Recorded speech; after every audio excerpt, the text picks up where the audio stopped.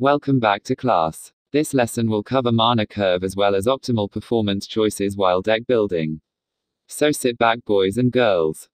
The mana curve is the application of mana optimization theory to deck construction.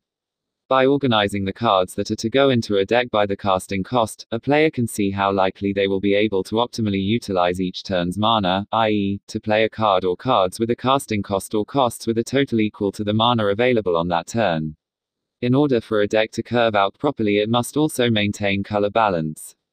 So let's look at this in a more practical manner. On your first turn, if you properly shuffled your deck and have obeyed the 40/60ths rule, you should have at least one land. Hopefully more, but the RNG and TTG gods aren't always nice. You should be able to lay down a land and possibly use a 1 mana, or as vets call them, 1-drop creatures. If not a creature, a 1-drop spell that has relevant effects on the game. Allow me to elaborate on relevant to the board or current game state. Some cards need a specific target before they can be used. Like our example here. Bullrush. Target creature gets +2/+0 until end of turn. This card only has any kind of relevance if a creature is on the battlefield.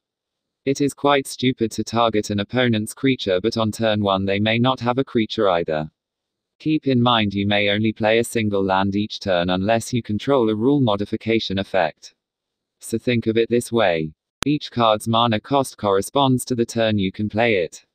A 1-drop can be played on turn 1, but a 6-drop you will be very lucky to have cast it by turn 6.